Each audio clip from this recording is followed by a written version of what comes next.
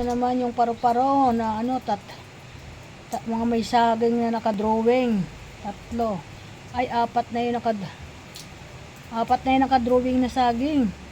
Hindi na siya tatlo. Iba ng style niya. Iba namang style niya, oh. Tingnan mo mga guys, mga idol. Ano kayang ibig sabihin nito? Ganito po ang hitsura niya ng kanyang paru-paro.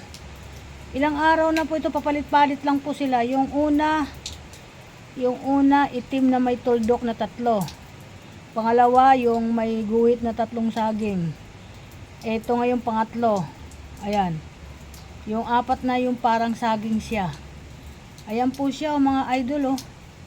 Ayan po yung kanyang ano, ang laki talaga niyang paru-paro, oh. Lagi nandito sa akin yan.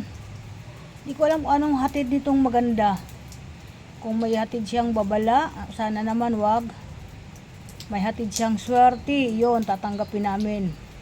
Sana po may hatid na swerte po ito. Lalo na po sa amin may mga karamdaman. Tanggalin sana niya yung aming mga sakit. Ayan po, magkasundo-sundo na po ang tao sa ating bayan.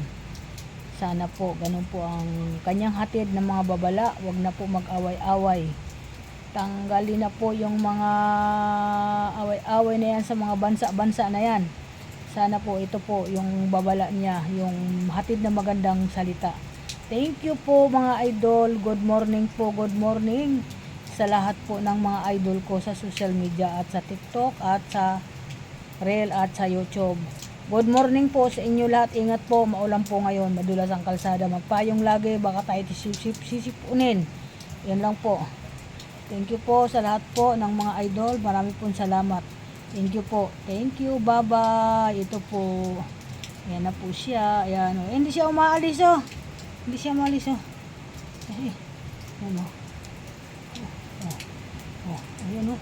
Ginagalaw-galaw lang yung kanyang pakpak. Hindi umaalis kahit na anong toldo ko sa kanya. Ganyan lang po ang galaw niya, oh.